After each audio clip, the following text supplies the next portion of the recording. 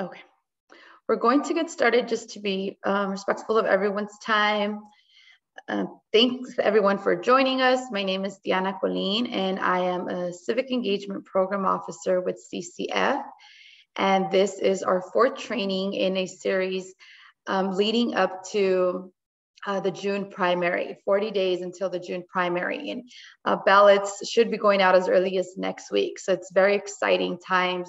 And really the purpose of these civic engagement trainings is to give our partner organizations tools and resources they might need to guide their clients, their members, their communities into the right ways and forms and resources available to have all the information they need to be able to cast a vote or guide someone to cast a vote on election day. Today's presentation is on the Center for Inclusive Democracy at USC's ballot tracking tool, which will feature Mindy Romero and Kelly Armijo. And our hope is to continue these trainings once again going into the November general. And so we will have time post-training to hear all about your experience. What else do you want to know about? What resources do you want us to bring to you all so we can calendar that in and make sure that all of your questions are answers leading up to any election. With that, I wanted to thank the Weingart Foundation and Liberty Hill Foundation for being our partners through this. The folks that are joining the call today are either CCF, Weingart, or Liberty Hill partners and grantees. So thank you all for being here. I want to hand it over to Joyce Ibarra, who is the Director of Grants and Operations at the Weingart Foundation, for our opening remarks today. Joyce? Thank you, Diana. I'm so excited to be in this virtual community with you all and in this learning space with USC Center for Inclusive Democracy. This is, I want to extend my thanks and gratitude to our partners at CCF for graciously inviting us to partner on these series of trainings, which are critically important in this calendar year, and for allowing us to extend this opportunity to our grantee partners as well. As many of you who know us know that we have a longstanding and growing commitment to supporting civic engagement and power building in communities throughout the region. And in particular, we have a strong interest in supporting nonprofit capacity building to be able to engage in these activities. And we see this, this opportunity and training as one way to continue to support that, in addition to the other things that we do through our grant making and other efforts. So with that, I just am so excited that you're all here. Appreciate the time that you are taking to learn about, expand your toolbox, whatever it may be, given the critical issues you're all working with, and welcome you all to this space. Thank you, Diana. And thank you to our colleagues, Kelly and Mindy as well. Thank you, Joyce. As a reminder, if you've been with us other trainings, you will receive a post-training email with links and resources and contact information that you can follow up on if you'd like to learn more. You will also receive a link to a survey. We would love to know more about your civic engagement and electoral efforts, either for the June primary or the November general. So just be on the lookout for that email. Before I hand it over to Mindy and Kelly, I just want to, I think it's important to celebrate the all-women speakers in today's webinar, because that is a big deal, especially when we're talking about civic engagement. So again, thank you all for joining us. And Mindy, I will hand it over to you. Thank you very much, Diana. Yeah, celebrate for engaged, I would say powerful women, right? Doing this work. So I'm gonna just talk a little bit to start off about my center, if you're not familiar with our work and who we're about and what we're all about. And then I will, of course, transition into the tool itself. So the USC Center for Inclusive Democracy has been around actually for about 12 years now. We were a few years ago, for quite a long time, we were at UC Davis and we moved over to USC. It used to be called the California Civic Engagement Project. We just like to change the names to confuse people. But we are the USC Center for Inclusive Democracy now. We do research, as our name suggests, on democracy issues. So we do a lot of work in understanding patterns of voter behavior, electoral participation, civic engagement more broadly. And in all of our work, we are asking questions around participation and also representation. And we hope ultimately, we're a nonpartisan academic research center, of course, so we don't take positions on bills, and our research is about informing the field, and we hope ultimately that our research does inform efforts to both increase participation and representation, engagement, that ultimately leads to better policies and better outcomes for communities, especially for historically underrepresented communities. So that's who we are. And this research tool that I'm coming to you today to talk to you about is just in that same part of our mission, right? It's a critical part of the mission of my center and of my team. So we have been kindly funded by the California Community Foundation to bring the tool to everyone again in the 2022 for the next 2 years, and starting with the 2022 primary upcoming. The tool, and we're going to demonstrate it here in a moment. I'd like to just first, before I go into anything else about the tool, introduce my colleague, or ask her to introduce herself and speak for herself. Kelly, do you want to jump in and just say who you are? Hi, yes, my name is Kelly Armijo, and I'm a research associate at the Center for Inclusive Democracy, and I work on our technical team and helped build the ballot tracker tool, which we'll be demoing for you. Thank you for having me. Thanks, Kelly. The tool is a publicly available tool. We'll show you where it resides, which is at our on our website.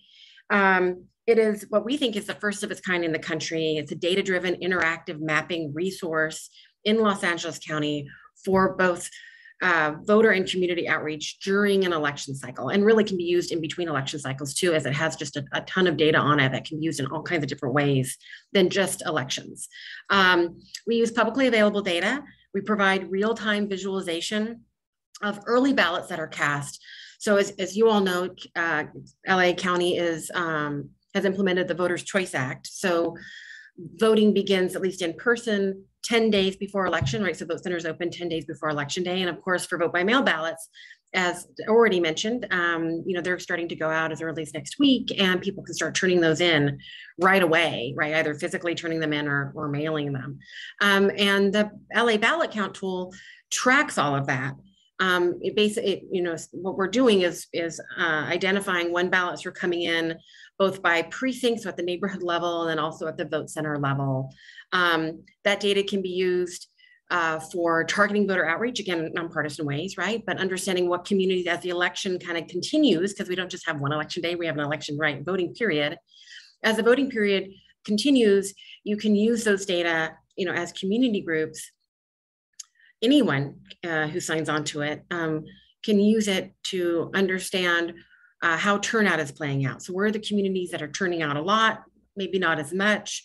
Where are the communities by time election day comes that are still having lower turnout, maybe again targeted for additional outreach or voter education? And the other component of the tool is that we just have a whole host of voter data, previous voter data, and demographic data. So you're not just looking at turnout, but you're looking at information about communities that can be overlaid with the early voting data to understand, okay, well, it's, which communities are not turning out as much? What are the demographic characteristics of these communities? Is there information in here that can help with voter outreach and education?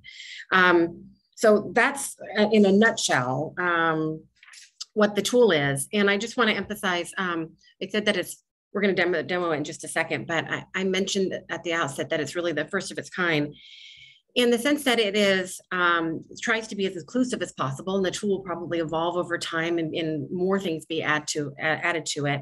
But right now, the idea is that it's publicly available. Anyone can use it. So community groups, elected officials, policymakers, anybody that wants to go to the website. And I'm sure I don't have to tell all of you the difficulty and challenges that are at play in getting access to data. So it's democratizing data in the hands of groups, right, to be able to use, again, for its intended purpose or for other purposes as well. I do want to thank the LA County Registrar's Office, who has very kindly partnered with us to be able to provide these data, because we, of course, need data from the Registrar's Office themselves, day by day. And as we get closer to election day, it's multiple times a day. And we expect close to every hour we'll be presenting the data or updating the data on election day. So this real-time updating is only possible, right, through that data partnership with the LA County Registrar's Office. And this is a tool that we had back in 2020. And what we're going to demo to you is the 2020 version. And that was with the partnership with the SOS at the time. And we thank them for that. And in very soon, we'll be flipping a switch and updating it. So now it's kind of wiped clean and it's presenting in real time, tracking the primary votes. And our expectation is to kind of turn it on and start tracking near the first day of early voting of vote centers being open, or perhaps a little earlier than that. We're still figuring out the exact date, but we'll be announcing that. So let me go ahead and ask Kelly to go ahead and share. We're going to both talk about the tool, but instead of shutting down one screen and opening up another and changing back and forth with shared screens, we're going to use her screen. So there is a direct link to the LA County Ballot Count Tool, but you can just go, if you lose that link, you can just go to our website. Just Google us, Center for Inclusive Democracy, or cid.usc.edu. We try to make it easy to find, so you can just click, go ahead and click, Kelly, the ballot count tool up there on the bar. And when you come to the website, the first thing you'll notice is there's the text up at the top that says, coming soon, the LA County Ballot Count Tool for the 2022 midterm elections. What you see here are the general election, is the general election version for LA County, and then what we made in Georgia. So we're gonna go into the LA County version in a second, but in case you're wondering about Georgia, basically when we made available the LA County tool in the November 2020 general election, we quickly realized that it could serve a purpose and be useful for many, many people in Georgia. And we'd had some inquiries about Georgia. And so my amazing team, including Kelly, quickly turned around and provided the tool in the state of Georgia for the January Senate runoff. And that ended up being for all the states. It did not have as many features as the LA ballot count tool did. And that's because of our unique data partnership in LA. There is, if you just look underneath the image of LA there's a one pager that describes the ballot count tool. So if you ever want to just share the link or actually share the one pager itself, know that that's there. There's an old press release from 2020 for the LA, which will be updated soon as we launch the new one. But there's a press release for the 2020 version of the LA ballot count tool and one for Georgia as well. And it just gives you some information. But go ahead and go into LA County. So Kelly already had it up because it does take a little bit of load because of the thousands of precincts. And so we just had it preloaded for you. So just know when you click onto the tool, it takes a little bit of time, but there's a little button telling you that. So there's, again, two things going on here that I just want to give you an overview about, and then I'm going to turn it over to Kelly to actually explain it. So there's the tracking of the ballots, as I mentioned. So those early ballots as they're coming in, and we do it by whether they're actually broken out by mail, by drop-off location, and by in-person, and Kelly will walk you guys through that. But if you go up to the top, we usually get questions about all of the data that's on this tool. I just want you to see, if you wouldn't mind, Kelly, clicking on that quickly. There's a methodology section that gives you all the information that you need. Just as researchers, we want to fully disclose all of that. So all of the voter data, but also all of the demographic data, which I'll just show you in a moment. All of the information about that, the description, the definition, the data sources are all here. So for full transparency. Kelly, go ahead and go back out, please. We usually get questions on that, so I want to show that to you first. Oh, and now it's going to take, because I think I messed up the sequence. So there we go, it's loading. But I can talk for a moment. So on the left-hand side, you'll see one thing that's constant, which is the voter data, which again, Kelly, I'll talk about in a second, but I just want to show you the demographic data. Could you just click on that, Kelly, really quickly? So there's a lot of demographic data and population data that are available here that you can click on and overlay on top of the turnout data that Kelly will be showing you. So if you want to identify, when you look at the turnout trends as they're happening through the election voting period, you can click and identify, go ahead and click on, for instance, the percent of the population that's Black, Kelly. And this gets very detailed. Kelly will show you how detailed this map gets, so you'll be able to see it in a moment, but I'm gonna let her do all of that. You can click and show the percent of the population, you know, it's distributed across the county. That is Latino, for instance, if you wanna click on that, Kelly. Right, you can do that for youth. You can do that for the disability population with disabilities. You can do that with the limited English proficient. Do you wanna click on limited English? Oh yeah, that works too. And then limited English proficient. And if you want to zoom in just a little bit, Kelly, I don't want to, sometimes it's going to take a little bit of time, right, to go back and forth. So this gets really detailed down to the block level. And so just know that as you play, if you come back to this and play around with this, that you can get a lot of detailed neighborhood level information. What we're presenting right now is, and I say block, I mean that in the commonly used way we say block, is actually the data is presented here. All of this voter data and demographic data that's in this section is presented at the census tract level. And then just really quickly, do you want to go ahead and show the transit stop layer? People usually like seeing this too. And maybe click off the limited English, so it's a little less going on. So there we go. So again, you could zoom in down to the block, you know, literally street block level and identify transit stops. I think Kelly may be going there. So yeah, I'll let Kelly go ahead and go there if she's going there. We've got time.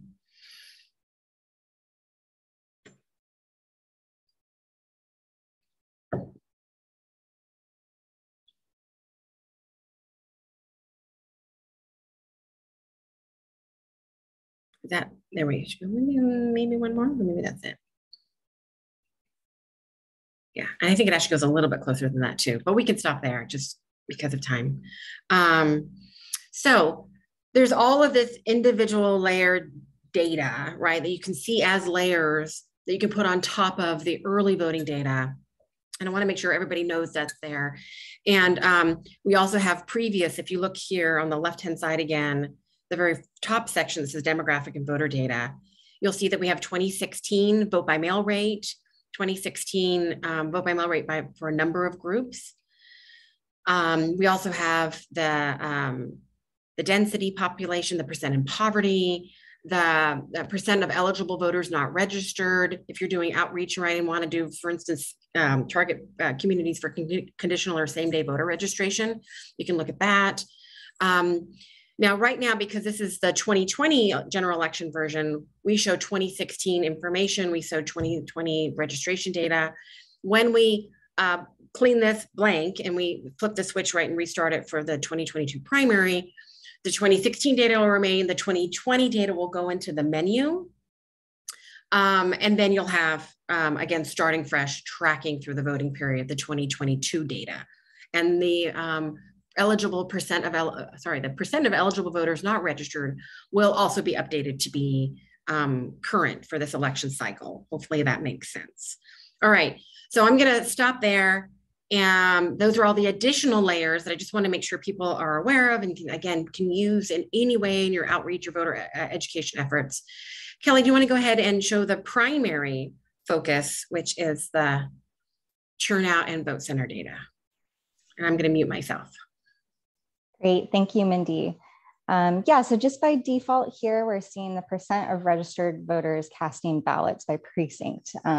So whenever you turn off any of these demographic layers or initially come to the site, that's what you will see. And so here we can see it's pretty dense in the center of LA, and you zoom in and can see the precincts a little bit better. But over on the left-hand side here is where we have additional data. So at the top here, we have the county level data. So you can always compare the precincts to this or just to get an overview. And here we have the total number of registered voters, total votes cast. And again, this was from 2020, but we'll be updating it in the future. And then we have percent of registered voters casting ballots over the whole county. And then we break down by voting methods. So we have the ballots cast by mail or by drop box, in person, or dropped off at vote centers, as well as conditional voter registration submitted or same day voter registrations. And so over here is where we have the precinct level data, and you'll see as you scroll over the map, just if you hover over a precinct, you'll be able to see that information over on the left. So I'll zoom in a little bit and show you. Here we have a small precinct, but we can see we have the precinct name and number, so that number will be unique to each precinct. And here we can see the same information as above for the county. We have the total registered voters, total votes cast at that time, conditional voter registration, and then a breakdown of how those ballots were cast by mail, drop box, in person, at vote centers. And then in addition to the precinct level, like Mindy mentioned, we also have our vote center layer here. So over here in the right lower hand corner, we have our vote center layer. So if I click that on, you can see all the vote centers. We have 11-day, the early voting centers, and the 5-day vote centers. I'll just zoom in a little bit to see a little bit better. And the icons here are scaled by the number of votes cast to each of these locations. So you can immediately see which ones may be used more than others. So if we click on one here, a pretty well-used one, we can see this is the Staples Center. And we have information on the number of in-person votes cast at this vote center, as well as the location. And then we have some allocation information about the size of the vote center. So this is a medium, considered a medium-sized vote center. And then the supplies there, the e-poll books available or ballot marking devices, which may indicate the capacity of this vote center. And this data we received from the LA County Registrar. And so I can click out of there, and you can scroll around to see others. If you're done seeing the vote center layers, then you can just click over here to remove it. And then one other key piece you see down here below that, we have where the last updated date and time is. And so of course, this was from December when we received the final data, but ahead of the election, you'll see that we're updating this daily or even by the hour. So if you're ever wondering when this data is from, you can look down here. And yeah, I think that's everything there. I'll pass it back to you, Mindy. Thanks, Kelly. Can you just hit the vote center layer again and just zoom in a little bit more closely? So I just want people to see, you're in any neighborhood, right? And depending on where you're at, you're going to have a number of vote centers, hopefully nearby. And again, you can scroll down even to a closer level, and you can see these vote centers, and you can click on them and get information. And as Kelly mentioned, we have the total number of voters, right, that actually go through that vote center. But we also have this other information that was provided by the LA County office, Registrar's office, as Kelly mentioned, the e-poll books and all of that. And that's just to give you a sense of why we have both. The idea is just like capacity, right? You could have two vote centers that both have 5,000 people that have gone through them so far, but maybe one has 5 e-poll books and the other one has 20 e-poll books. So if you're strategizing about where to move your people as you're planning, right? The people that you're engaging with or whatever it might be, you can kind of make up your own mind in terms of what you think the capacity is. And then maybe Kelly, if you could move out just a little bit. I want to put on one of the layers now since we're a little closer. Maybe go ahead and turn off the vote centers. Actually, keep going out. Sorry. Keep zooming out. I guess that's the right term, right? Zooming out. I know, probably there. Yeah, or one more click in. Sorry.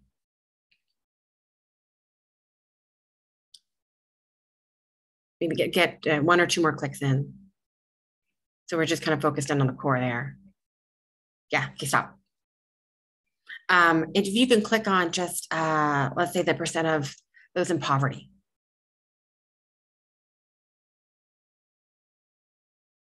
So some of the ways to think about these data are, as I think I mentioned at the outset, like the story that they tell, right? So you literally can be using these data to be targeting and thinking again about, where the low turnout is, where the high turnout is, where the low capacity, high capacity vote centers are. But also if you want to understand, well, so far in this election at, voting day 5 or voting day 7 or voting day 1 or on election day itself, if you're trying to understand, okay, so far, what communities are having higher or low turnout, and is there a story to this higher or low turnout? Typically, if we look there at that core, I guess go ahead and click off the percent in poverty for right now, Kelly. Thanks. This is probably not going to be a surprise to many people on the call because I know all of you work with your communities, your communities, but as a whole in LA, right?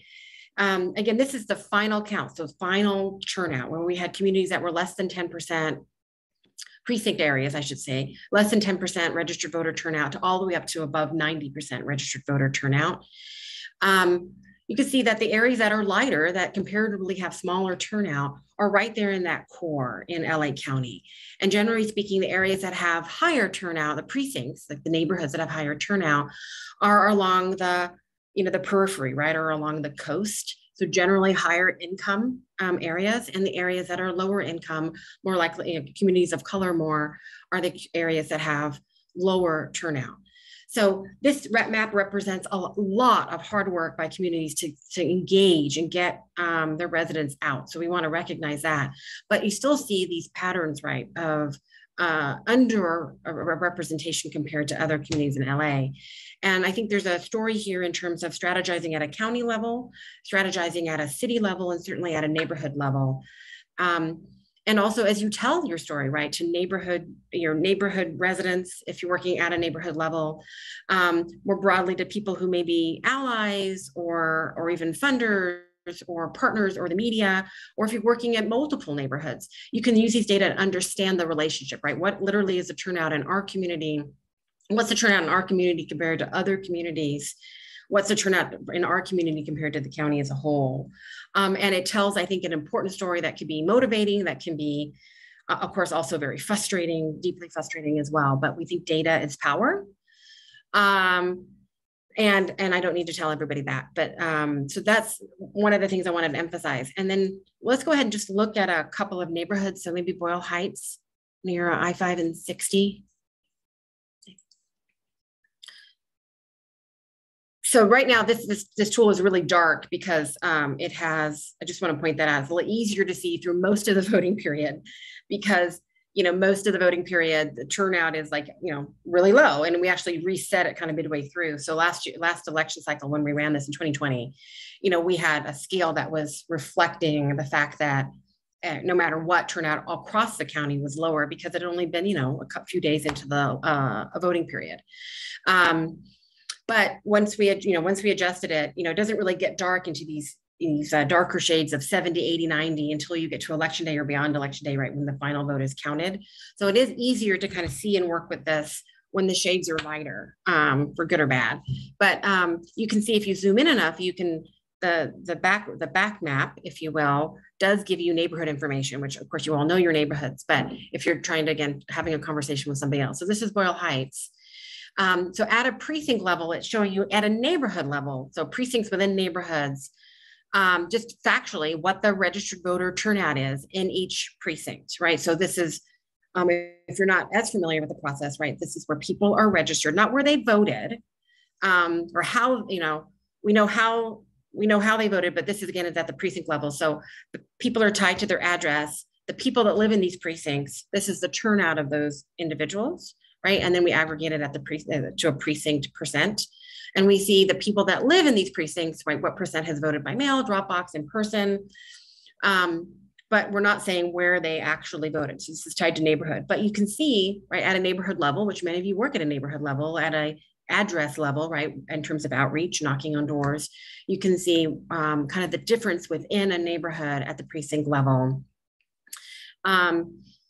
And if you want to scroll out a little bit, Kelly.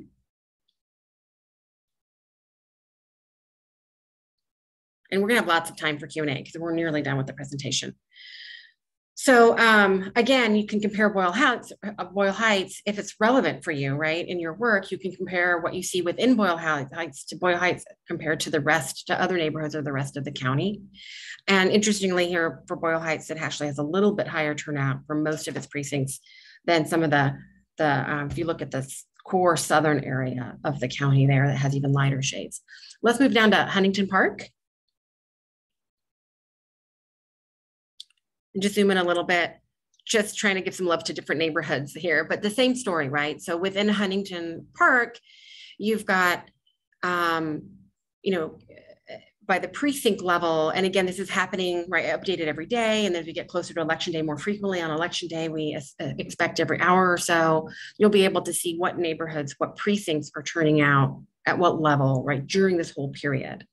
If you want to zoom back out, Kelly.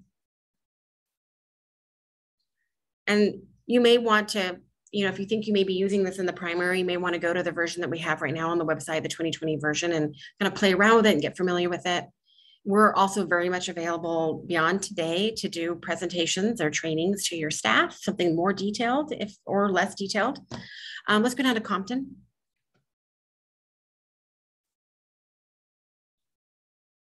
So there's the same thing there. For those of you working in Compton or East Compton, you can see the neighborhood distribution.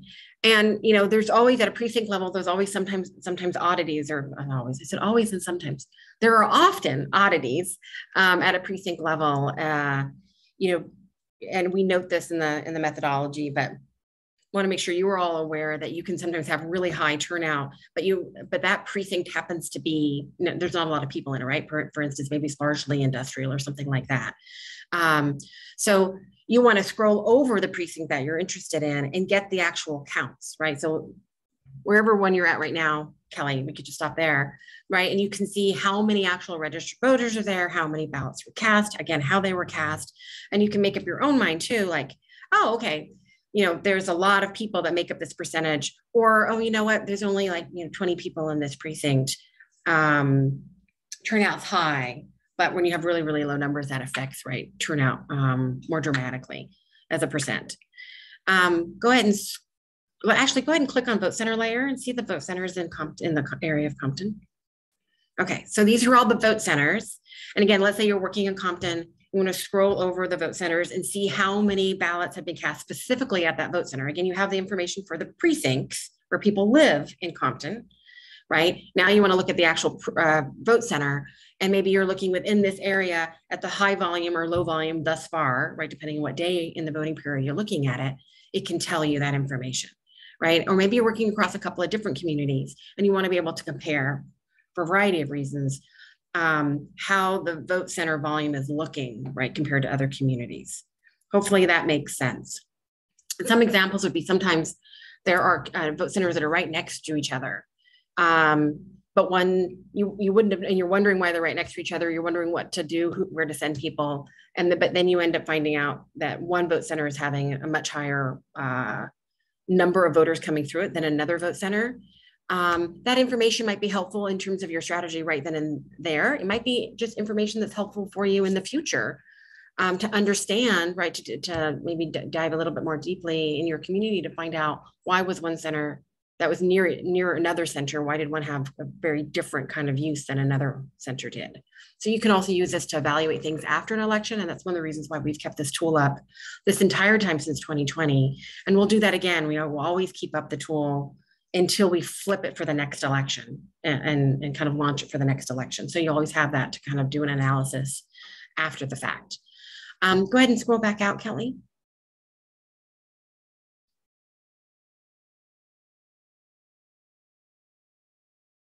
And see, as we scroll back out, right, it gets really crazy with the vote centers. Go ahead and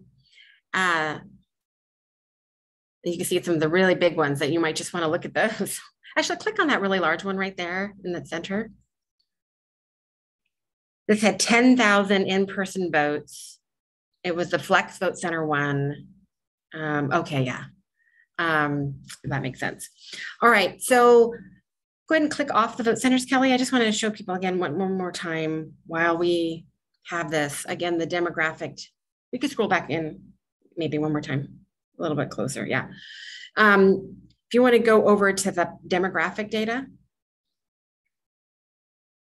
So let's just, voter data, perfect. So let's just look at the 2016 data for a second. So imagine this is now, we're leading into the primary, right? We've flipped this, we've turned it on, we're tracking votes beginning in the early voting period in the primary. And maybe you want to know, like, okay, I see, how my community, the precincts in my community are turning out to vote. I see how the county as a whole were the high and low turnout areas, right? You're processing that and hopefully it's helpful and you're using it. But maybe you want to know what things were like in 2020. And what we have here actually is the 2016 vote by mail rate. But what we'll be adding is, sorry, you can go ahead and click that off. I'm going to confuse people. As I confuse myself. Thanks, Kelly. But we'll be adding again the 2020 data and the turnout data to this tool once we flip it for the 2022 primary and we turn it on for that. So during the primary voting period, you can see kind of the turnout grow, right? And again, you can see low and high turnout areas, neighborhood level, county level. But maybe you want to go, you know what, I want to see what happened at the last election, in this case, November 2020, and I kind of want to know what to expect. So I see now which communities, right, maybe 5 days into the voting period have low turnout, but I want to know, can I get some sense of what to expect? Now, again, across elections gets a little dangerous, right, because there can be major pattern changes sometimes, especially with the pandemic. We don't quite know how that impacted everything. But if you just want to look at the historical kind of turnout at the precinct level, that'll be there for you. So you can look at 2022 as it's happening, right? The turnout as it's growing, and you'll be able to click on and see the 2020 data as it was completed, right? The final numbers, and you'll be able to see and make that comparison and kind of do with it what you want and how it's helpful. Hopefully that makes sense. And that's all I have. Kelly, do you have anything else? Or did I, anything you might suggest adding in I might not have covered? Oh, one thing I was going to mention, you may see some precincts we don't have data for. Often that'll be in low population areas where the data just isn't reliable enough for us to show, and often in the northern part of the county, but just if you're wondering about those. Yeah, otherwise I think that's it. Great, thank you. And thank you for mentioning that. So I think we're ready to open it up, Deanna, and see if anybody has any questions, comments. I can leave it, maybe Kelly, we'll just leave this up for a second in case anybody wants us to go back and demo anything. If not, then we'll stop sharing the screen so we can all see each other better. Any questions just about the tool and maybe wanting us to show while we have it up? Yeah, and we do have a tool. I mean, we do have a question. The question is, does the tool do a vibrate view with a historical data? So seeing real time and historical overlay to see how far it is from past elections. If they're talking about like in the same time, so like the same time point from a previous election to the current election, no, we don't have that. That might be something that we consider adding in the future. But right now, what you'll be able to do is when again it launched for the 2022 election for the primary, which is very soon, you'll see it constantly being updated, right, with the data through that election. And then you'll be able to go back and see 2020, kind of the final numbers for 2020. We won't be able to align kind of day by day, but that is something to consider for future. Oh, thanks for putting that link in, Kelly. You can all play with the link and go to your neighborhood. Any other questions for Kelly and Mindy? And if you have a question, you could use Q&A feature or the chat. I don't believe we have access for folks to unmute themselves.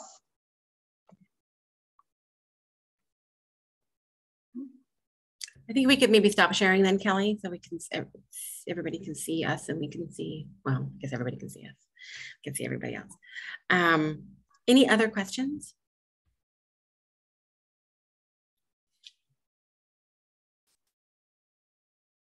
Okay.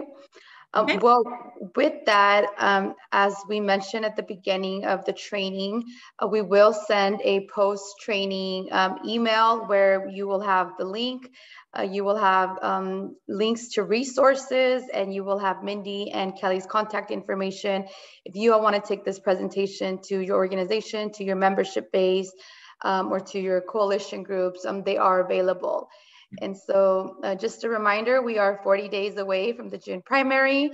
Ballots going out as soon as next week. So hope you all are ready, and feel free to reach out to CCF staff in case you need help or resources from past training. So thank you everyone, and I hope you have a really good Thursday.